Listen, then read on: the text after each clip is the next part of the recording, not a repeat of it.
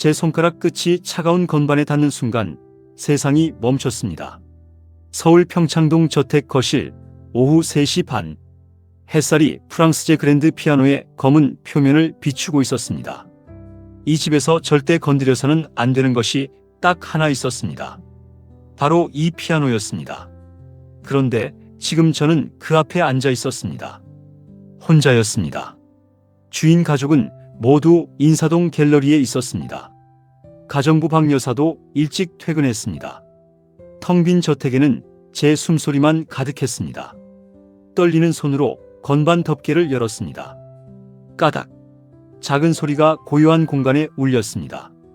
88개의 건반이 드러났습니다. 상아빛 흰 건반과 칠흑 같은 검은 건반이 질서정연하게 늘어서 있었습니다. 눈물이 났습니다. 왜 우는지 저도 몰랐습니다. 그저 이 건반들을 보는 것만으로도 가슴 깊은 곳에서 뭔가가 무너져 내렸습니다. 의자를 당겼습니다. 낡은 나무 의자가 대리석 바닥을 긁으며 삐걱 소리를 냈습니다. 앉았습니다. 앉는 순간 온몸에 소름이 돋았습니다. 이상했습니다. 처음인데 낯설지 않았습니다. 왼손을 먼저 올렸습니다. 생각하지 않았습니다. 손가락이 저절로 자리를 찾아갔습니다. 도, 미, 솔. 오른손도 올렸습니다. 5개의 손가락이 건반 위에서 제자리를 잡았습니다. 몸이 기억하고 있었습니다. 첫 번째 건반을 눌렀습니다. 딩. 맑고 투명한 소리가 거실을 가득 채웠습니다. 그 소리를 듣는 순간 눈물이 뺨을 타고 흘렀습니다. 2번째 건반을 눌렀습니다. 3번째, 4번째. 손가락이 춤을 추기 시작했습니다. 제 의지와 무관하게 움직였습니다. 선율이 흘러나왔습니다. 슬프면서도 아름다운, 그리우면서도 따뜻한 멜로디였습니다. 배운 적이 없는데 틀리지 않았습니다. 연습한 적이 없는데 막힘이 없었습니다. 눈을 감았습니다. 음악이 흘렀습니다. 제 손가락은 계속 움직였습니다. 빠르게, 느리게, 부드럽게, 강하게. 피아노가 노래했습니다. 아니, 제가 노래했습니다. 이 곡을 알고 있었습니다. 머리로는 기억나지 않았지만 손은, 가슴은, 영혼은 기억하고 있었습니다. 그 순간이었습니다. 철컥. 현관 대문 열리는 소리가 멀리서 들렸습니다. 하지만 저는 멈출 수 없었습니다. 음악이 저를 붙잡고 있었습니다. 복도를 따라 발소리가 다가왔습니다. 3사람이었습니다. 빠른 걸음, 중간 걸음, 느린 걸음. 거실 입구에 누군가 섰습니다. 하지만 제 연주는 계속됐습니다. 탁! 무언가 바닥에 떨어지는 소리가 났습니다. 핸드백이었을까요? 아! 짧은 신음소리가 들렸습니다. 여자 목소리였습니다. 떨리고 있었습니다. 누군가 흐느꼈습니다. 하지만 제 손가락은 건반 위에서 춤을 멈추지 않았습니다. 클라이맥스가 다가왔습니다. 음이 높아졌다가 낮아졌습니다. 빨라졌다가 느려졌습니다. 그리고 마지막 화음이 울려 퍼졌습니다. 손가락이 건반에서 천천히 떨어졌습니다. 여운이 공기 중에 퍼졌습니다. 길게, 아주 길게. 고요가 찾아왔습니다. 뒤를 돌아봤습니다. 3사람이 거실 입구에 서 있었습니다. 강민석 회장이었습니다. 57세, 이 나라 10대 재벌 중 한 명이었습니다. 그의 옆에 부인 한수진 여사가 서 있었습니다. 54세, 서울대 성악과 출신의 우아한 여성이었습니다. 그리고 딸 강예린이 있었습니다. 28살 홍익대 회화과 출신의 신예 화가였습니다. 3사람 모두 움직이지 않았습니다. 석상처럼 굳어 있었습니다. 한수진 여사의 발밑에 샤넬 핸드백이 떨어져 있었습니다. 강민석 회장의 입이 반쯤 벌어져 있었습니다. 강예린의 2 손이 입을 막고 있었습니다.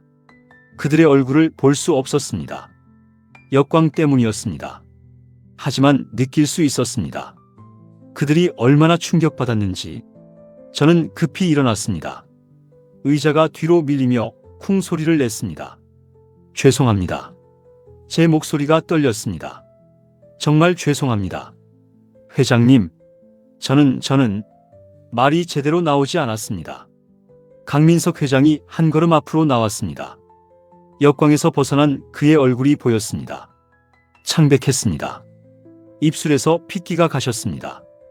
그의 손이 떨리고 있었습니다. 자네가, 목소리가 갈라졌습니다. 자네가 방금 친 그 곡은 저도 모르겠습니다. 손이 저절로 쇼팽. 한수진 여사의 목소리였습니다. 가늘고 떨렸습니다. 녹톤 9번 유작. 한수진 여사가 비틀거렸습니다. 무릎에 힘이 풀리는 것 같았습니다. 강민석 회장이 급히 아내를 붙잡았습니다. 여보, 괜찮소? 한수진 여사는 고개를 저었습니다. 괜찮지 않았습니다. 그녀의 눈에서 눈물이 주르륵 흘러내렸습니다. 어떻게? 그녀가 저를 봤습니다. 어떻게 그 곡을? 강예린이 앞으로 나왔습니다. 그녀도 울고 있었습니다. 기사님, 그녀의 목소리가 떨렸습니다. 그 곡 어디서 배우셨어요? 배운 적 없습니다. 저는 피아노를 쳐본 적이 없습니다. 그런데 강민석 회장이 큰 숨을 들이쉬었습니다. 나가게. 그가 낮게 말했습니다. 오늘은 그만 가게. 내일 다시 얘기하지. 저는 고개를 깊이 숙였습니다. 죄송합니다. 정말 죄송합니다. 건반 덮개를 조심스럽게 닫았습니다. 피아노를 마지막으로 한번 봤습니다. 그리고 거실을 빠져나왔습니다. 복도를 걸어 현관으로 향했습니다. 뒤에서 소리가 들렸습니다. 한수진 여사가 흐느끼는 소리였습니다. 강예린이 어머니를 달래는 소리였습니다. 강민석 회장의 무거운 한숨 소리였습니다. 저는 신발을 신고 밖으로 나왔습니다. 3월의 찬바람이 뺨을 때렸습니다. 차에 올랐습니다. 시동을 걸었습니다. 손이 너무 떨려서 키를 제대로 잡을 수 없었습니다. 뭔가 돌이킬 수 없는 일을 한 것 같았습니다. 여기까지 오게 된 과정을 말씀드려야 할 것 같습니다. 제 이름은 민준입니다. 박민준, 31살입니다. 제가 기억하는 가장 오래된 기억은 보육원의 하얀 천장입니다. 6살이었다고 합니다. 서울 은평구 소재 한사랑 보육원. 그곳에서 제 인생이 시작됐습니다. 아니, 다시 시작됐습니다. 그전 기억은 없습니다. 완전히 사라졌습니다. 의사 선생님들은 말했습니다. 트라우마성 기억상실이라고요. 너무 큰 충격을 받아서 뇌가 스스로 기억을 지워버렸다고 했습니다. 부모님 얼굴도 기억나지 않습니다. 집도 기억나지 않습니다. 제 이름만 기억했습니다. 민준이라고요. 경찰이 전국을 뒤졌다고 합니다. 실종 신고가 들어온 아이들과 대조했다고 합니다. 하지만 저와 맞는 케이스가 없었습니다. 부모님이 찾으러 오지 않았습니다. 아무도 저를 알아보지 못했습니다. 저는 그렇게 고아가 됐습니다. 보육원에서 3년을 보냈습니다. 9살 되던 해봄 한 할머니가 저를 데려가셨습니다. 김순자 할머니였습니다. 당시 65살이었습니다. 혼자 사시던 분이었습니다. 자식이 없으셨습니다. 남편은 일찍 돌아가셨다고 했습니다. 외로우셨던 것 같습니다. 그래서 저를 선택하셨습니다. 할머니는 노원구 상계동 낡은 다세대 주택 2층에서 사셨습니다. 방 2개, 부엌 하나, 화장실 하나. 작은 집이었습니다. 하지만 따뜻했습니다. 할머니는 저를 진짜 손자처럼 키우셨습니다. 아침마다 밥을 챙겨주셨습니다. 학교에서 돌아오면 간식이 준비되어 있었습니다. 아플 때 밤새 간호해 주셨습니다. 저는 할머니를 어머니라고 부르고 싶었습니다. 하지만 부르지 못했습니다.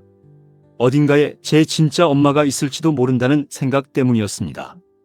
혹시 언젠가 기억이 돌아올지도 모른다는 희망 때문이었습니다. 하지만 기억은 돌아오지 않았습니다. 20대가 됐습니다. 할머니는 70대가 되셨습니다. 허리가 굽으셨습니다. 무릎이 안 좋아지셨습니다. 이제 제가 할머니를 돌봐야 할 때였습니다. 고등학교를 졸업하고 운전면허를 땄습니다. 대학은 가지 않았습니다. 빨리 돈을 벌어야 했습니다. 중소기업 사장님 운전기사로 일했습니다. 5년을 일했습니다. 성실하다는 소문이 났습니다. 그러던 어느 날 소개를 받았습니다. 강민석 회장 댁에서 운전기사를 구한다고요. 급여가 2배였습니다. 망설일 이유가 없었습니다. 첫 출근 날이 바로 사흘 전이었습니다. 3월 15일 월요일 아침이었습니다. 봄비가 내리고 있었습니다. 평창동 저택은 상계동 집에서 1시간 거리였습니다. 대문을 들어서는 순간 다른 세상이었습니다. 정원에 벚나무가 심어져 있었습니다. 꽃이 막 피기 시작하고 있었습니다. 현관은 대리석으로 돼 있었습니다. 천장에 크리스탈 샹들리에가 걸려 있었습니다. 부자들의 세계는 이런 거구나 싶었습니다. 관리인 최 씨가 안내했습니다. 이쪽으로 오세요. 복도를 따라 걸었습니다. 거실을 지나는데 발이 멈췄습니다. 피아노였습니다. 거실 한가운데 커다란 그랜드 피아노가 놓여 있었습니다. 검은색이었습니다. 광택이 났습니다. 아침 햇살을 받아 은은하게 빛나고 있었습니다. 아름다웠습니다. 하지만 아름다움 때문만은 아니었습니다. 뭔가 끌렸습니다. 자석처럼 저를 잡아당겼습니다. 가슴이 두근거렸습니다. 다가가고 싶었습니다. 만져보고 싶었습니다. 그때 목소리가 들렸습니다. 저 피아노는 절대 건드리시면 안 돼요. 가정부 박 여사였습니다. 50대 중반으로 보이는 여성이었습니다. 청소 도구를 들고 있었습니다. 사모님이 매일 직접 닦으시거든요. 우리는 가까이도 못 가요. 손 대면 큰일 나요. 이상했습니다. 왜 그럴까요? 박 여사가 목소리를 낮췄습니다. 사연이 있대요. 자세히는 저도 몰라요. 하여간 조심하세요. 그때 계단에서 발소리가 들렸습니다. 강민석 회장 부부가 내려오고 계셨습니다. 회장님은 고든 체격에 카리스마가 있었습니다. 정장을 빈틈없이 차려입고 계셨습니다. 부인 한수진 여사는 우아했습니다. 연한 베이지색 니트 원피스를 입고 계셨습니다. 긴 머리를 뒤로 묶고 계셨습니다. 하지만 그녀의 눈가에 뭔가 있었습니다. 슬픔이었을까요? 아니면 그리움이었을까요? 알 수 없었습니다. 박민준입니다. 인사드립니다. 제가 허리를 숙였습니다. 강민석 회장이 저를 봤습니다. 그 순간 그의 표정이 미묘하게 변했습니다. 눈이 커졌습니다. 입술이 살짝 떨렸습니다. 1초도 안 되는 순간이었습니다. 하지만 저는 봤습니다. 금세 무표정으로 돌아오셨지만요. 민준이라고 했나? 회장님이 말씀하셨습니다. 예, 회장님. 몇 살인가? 31살입니다. 회장님의 시선이 잠깐 피아노로 향했습니다. 그리고 다시 저를 봤습니다. 그의 눈빛이 흔들리는 것 같았습니다. 한수진 여사도 저를 보고 계셨습니다. 그녀의 시선이 제 얼굴을 천천히 훑었습니다. 이마, 눈, 코, 입, 마치 뭔가를 찾는 것 같았습니다. 아니, 누군가를 찾는 것 같았습니다. 잘 부탁하네. 성실하게 일해주게. 회장님이 말씀하셨습니다. 최선을 다하겠습니다. 첫날은 그렇게 지나갔습니다. 회장님을 회사에 모셔다 드렸습니다. 삼성동 본사 빌딩이었습니다. 오후에 다시 모셔왔습니다. 평범한 하루였습니다. 하지만 뭔가 이상했습니다. 회장님이 백미러로 저를 자주 보셨습니다. 뭔가 말씀하고 싶으신 것 같았습니다. 하지만 아무 말씀도 하지 않으셨습니다. 다음 날부터 회장님 따님 강혜린을 모시게 됐습니다. 다음 달에 개인전을 연다고 했습니다. 인사동 갤러리였습니다. 준비가 한창이었습니다. 아침마다 홍대 앞 작업실에 모셔다 드렸습니다. 오후엔 갤러리로 모셨습니다. 저녁엔 다시 저택으로 모셔왔습니다. 차 안에서 대화를 나눴습니다. 예린이라고 불러주세요. 기사님이라고 하니까 너무 어색해요. 감사합니다, 예린 씨. 강혜린은 밝았습니다. 웃음이 많았습니다. 하지만 가끔 창밖을 보며 멍하니 있을 때가 있었습니다. 그럴 때면 눈빛이 달랐습니다. 어딘가 아득해 보였습니다. 이상한 일들이 시작된 건 사흘째였습니다. 아침에 강혜린을 태우러 갔습니다. 그녀가 차에 오르며 물었습니다. 민준 씨, 혹시 비 오는 날 좋아하세요? 갑작스러운 질문이었습니다. 좋아합니다. 특히 빗소리요. 창문 열고 빗소리 듣는 걸 좋아해요. 예린의 눈이 커졌습니다. 저도요. 어릴 때부터 그랬어요. 비 오는 날이면 꼭 창문을 열었거든요. 똑같았습니다.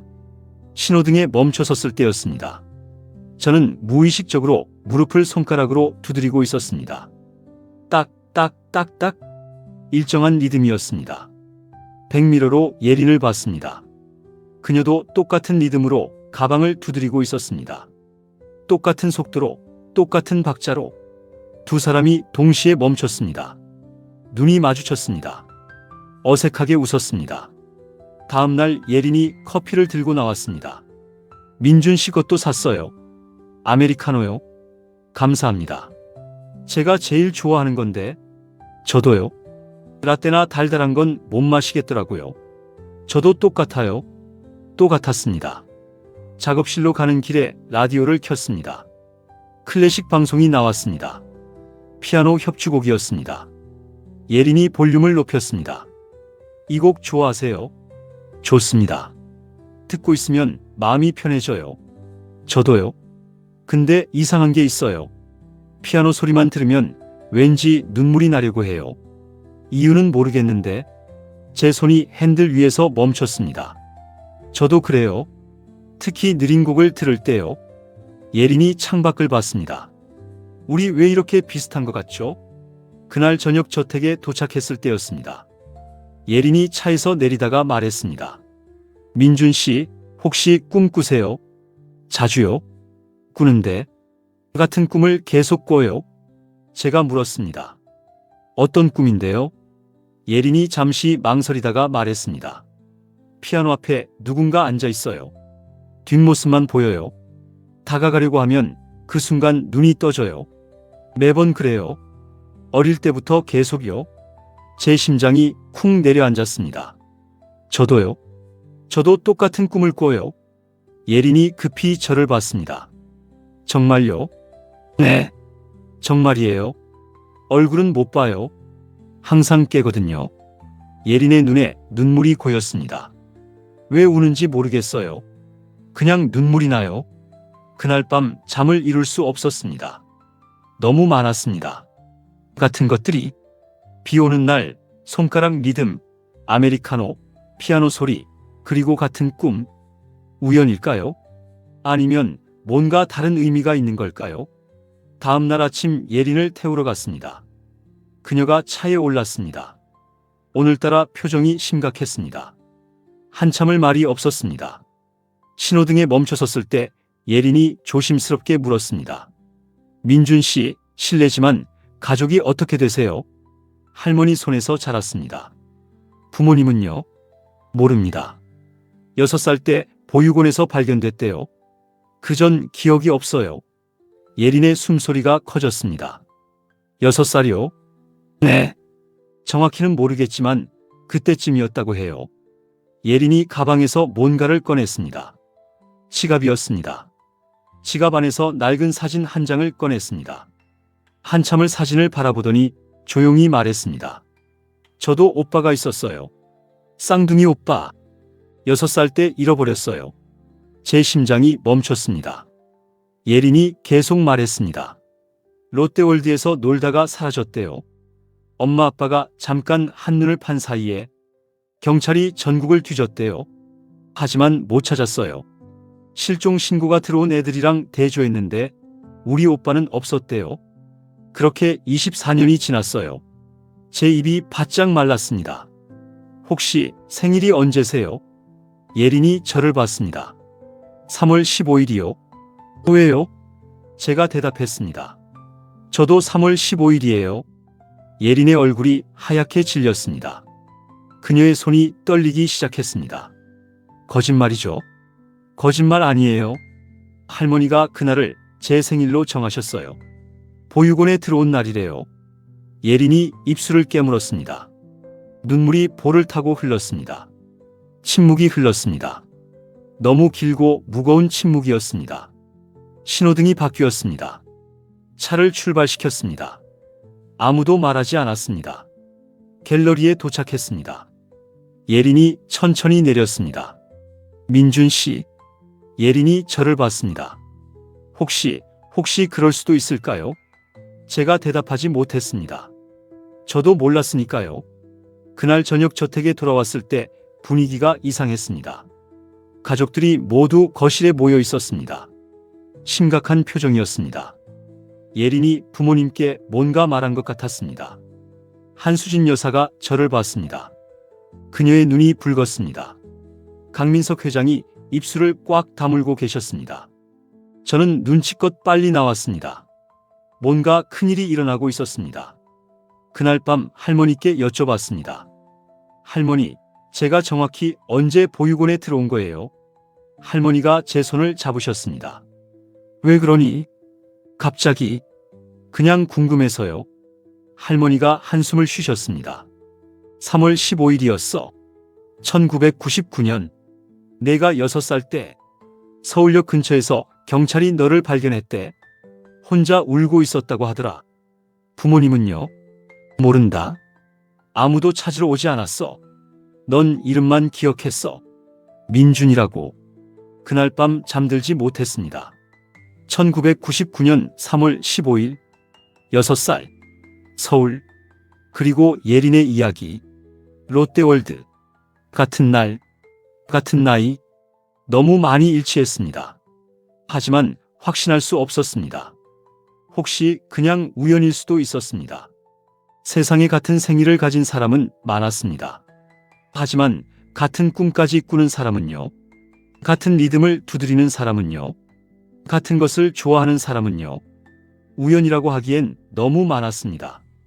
그리고 사흘 후 그 일이 벌어졌습니다. 오늘 아침 회장님이 전화하셨습니다. 오늘은 예린이 전시 준비 때문에 가족이 모두 갤러리에 간다고 하셨습니다. 혼자 집에 들러서 남은 짐을 가져오라고 하셨습니다. 예린의 작업실에 캔버스와 조명이 있다고 했습니다. 혼자 저택에 갔습니다. 대문을 열고 들어갔습니다. 집이 텅 비어 있었습니다.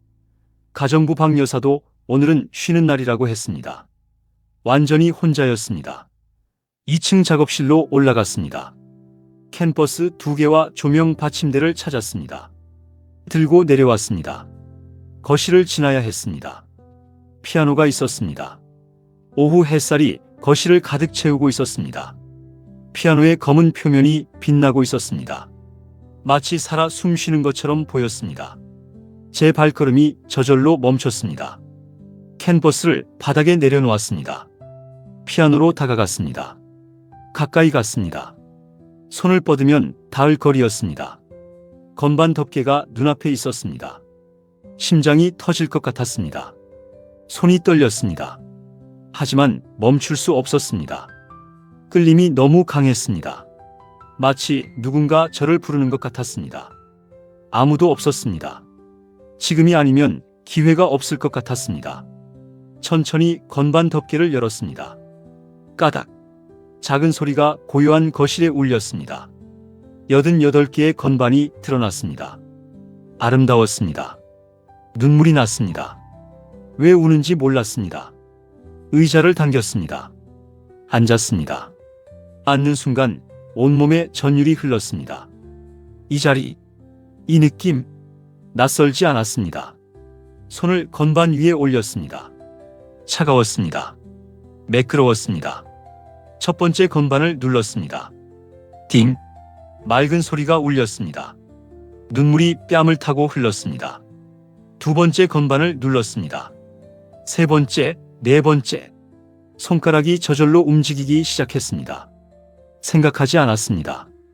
몸이 기억하고 있었습니다. 선율이 흘러나왔습니다. 슬프면서도 아름다운 멜로디였습니다.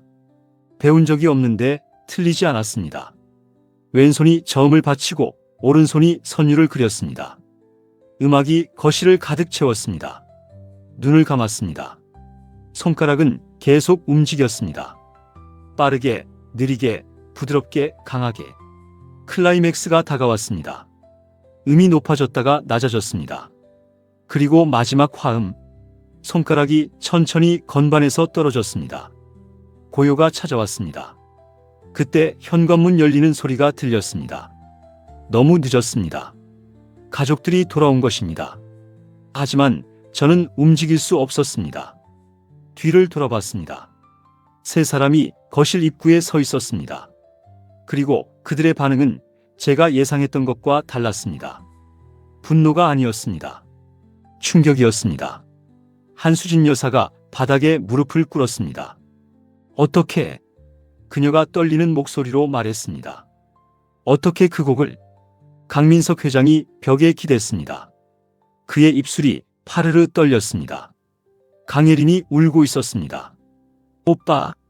그녀가 속삭였습니다. 오빠. 나가게. 강민석 회장이 낮게 말씀하셨습니다. 오늘은 그만 가게. 내일 다시 얘기하지. 저는 고개를 숙이고 나왔습니다. 차를 몰고 집으로 왔습니다. 할머니께 아무 말씀도 드리지 못했습니다. 그날 밤 잠들지 못했습니다. 내일 무슨 일이 벌어질까요? 해고될까요? 아니면 다른 무언가가 있을까요? 다음 날 아침 전화가 왔습니다. 강민석 회장님이었습니다. 오늘 출근하게. 평소처럼 저택에 도착했습니다. 평소와 달랐습니다. 현관을 회장님이 직접 열어주셨습니다. 안으로 들어오게. 거실로 안내하셨습니다. 가족들이 모두 앉아 있었습니다. 심각한 표정이었습니다. 한수진 여사의 눈이 붉었습니다. 예린이 울먹이고 있었습니다. 앉게. 회장님이 말씀하셨습니다.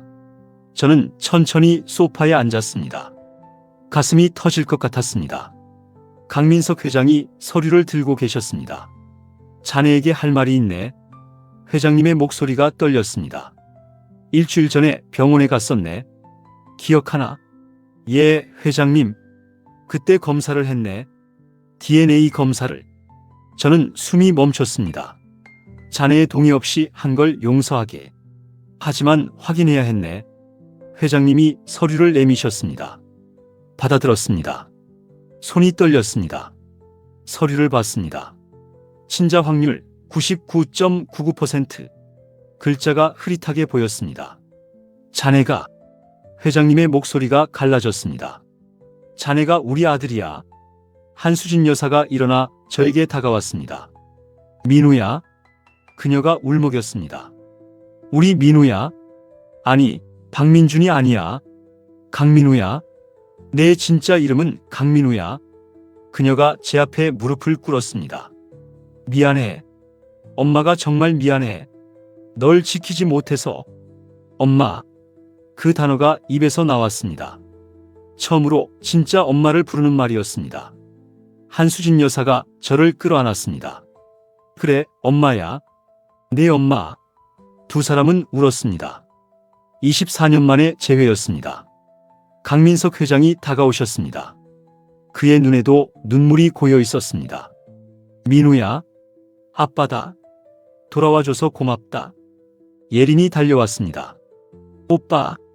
진짜 오빠였어. 내가 느낀 게 맞았어. 우리 쌍둥이야. 쌍둥이. 그래서 우리가 그렇게 많이 닮았던 거였습니다.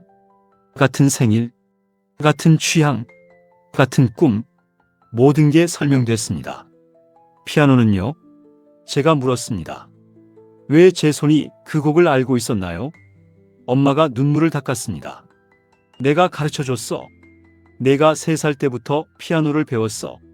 쇼팽의 녹턴을 특히 좋아했지. 매일 아침 일어나면 피아노부터 쳤어. 예린이가 자고 있을 때 살금살금 일어나서 엄마한테 와서 가르쳐달라고 졸랐어. 그날도 아침에 쳤어. 롯데월드 가기 전에. 내 6살 생일이었어. 예린이랑 같이 생일 축하한다고 놀이공원에 갔어. 그런데 그렇게 너를 잃어버렸어. 아빠가 말씀하셨습니다. 전국을 뒤졌어. 경찰도 사설 탐정도 다 동원했어. 하지만 못 찾았어. 넌 트라우마 때문에 기억을 잃었고 이름도 조금 달라졌어. 민우가 민준이 됐지. 그래서 대조가 안 됐어. 24년 동안 너를 찾았어. 단 하루도 잊은 적이 없었어. 엄마가 말했습니다. 피아노를 못 치게 한 건 너무 아파서였어. 내가 치던 그 피아노를 보면 심장이 찢어지는 것 같았어. 하지만 팔 수도 없었어. 너의 흔적이었으니까. 매일 닦았어. 언젠가 내가 돌아올 거라고 믿으면서. 그날 오후 우리는 할머니를 찾아갔습니다. 가족 모두가 함께 갔습니다. 상계동 다세대 주택 2층이었습니다. 할머니는 깜짝 놀라셨습니다. 민준아, 이게 무슨 일이니? 할머니, 제 친부모님을 찾았어요. 할머니의 손이 떨렸습니다. 강민석 회장이 할머니 앞에 무릎을 꿇으셨습니다. 할머니, 제 아들을 키워주셔서 감사합니다. 당신이 아니었다면 저희는 아들을 영영 잃었을 겁니다. 할머니가 울었습니다. 아니에요. 일어나세요.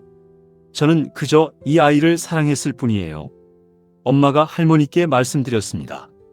앞으로 저희가 할머니를 모시겠습니다. 함께 사시죠? 할머니가 고개를 저었습니다. 아니에요. 전 괜찮아요. 할머니, 제가 할머니의 손을 잡았습니다.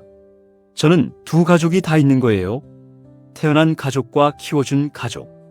둘 다 제 진짜 가족이에요. 함께 가요, 할머니. 할머니는 한참을 우시다가 천천히 고개를 끄덕이셨습니다. 일주일 후 평창동 저택 거실. 저는 피아노 앞에 앉아 있습니다. 가족들이 뒤에 서 있습니다. 아빠, 엄마, 예린, 그리고 김순자 할머니까지. 칠 수 있겠니? 엄마가 조심스럽게 물었습니다. 네. 이젠 괜찮아요. 손을 건반 위에 올렸습니다. 떨리지 않았습니다. 이제 두렵지 않았습니다. 첫 음을 눌렀습니다. 딩. 맑은 소리가 거실에 퍼졌습니다. 쇼팽의 녹턴 9번. 유작. 손가락이 건반 위를 자유롭게 움직였습니다. 선율이 흘렀습니다. 24년 동안 침묵했던 피아노가 다시 노래하고 있었습니다. 엄마가 눈을 감았습니다. 눈물이 뺨을 타고 흘렀습니다. 아빠가 엄마의 어깨를 감싸 안았습니다. 예린이 제 뒷모습을 보며 미소 지었습니다. 김순자 할머니는 조용히 앉아 그 소리를 들었습니다. 마지막 음이 거실에 울려 퍼졌습니다. 여운이 길게 남았습니다. 손을 건반에서 떼었습니다. 뒤를 돌아봤습니다. 엄마, 이제 매일 칠게요. 엄마가 웃으며 고개를 끄덕였습니다. 그래, 민우야. 매일 쳐줘. 엄마가 듣고 싶어. 창밖으로 봄 햇살이 쏟아져 들어왔습니다. 벚꽃이 만개하고 있었습니다. 거실에는 피아노 소리 대신 가족들의 웃음소리가 들렸습니다. 24년의 겨울이 끝났습니다. 봄이 왔습니다. 가족은 다시 완전해졌습니다. 저는 강민우입니다. 24년 동안 박민준으로 살았습니다. 하지만 이제 진짜 이름을 되찾았습니다. 진짜 가족을 되찾았습니다. 그리고 진짜 집으로 돌아왔습니다. 피아노 한 곡이 모든 것을 바꿨습니다. 제 손이 기억하고 있던 그 선율이, 엄마가 가르쳐 주셨던 그 곡이, DNA는 거짓말하지 않았습니다. 99.99%. 하지만 제게는 100%였습니다. 저는 그들의 아들이었습니다. 예린의 쌍둥이 오빠였습니다. 24년 만에 돌아온 잃어버린 조각이었습니다. 매일 아침 피아노 앞에 앉습니다. 쇼팽의 녹턴을 칩니다. 엄마가 옆에 앉아 듣습니다. 아빠가 신문을 내려놓고 듣습니다. 예린이 스케치를 멈추고 듣습니다. 김순자 할머니가 차를 드시며 듣습니다. 피아노 소리가 집안을 가득 채웁니다. 이제 이 소리는 슬픔이 아닙니다. 기쁨입니다. 사랑입니다. 그리고 완전함입니다. 24년 동안 비어있던 자리가 채워졌습니다. 가족이 다시 모였습니다. 그리고 우리는 함께 다시 시작합니다.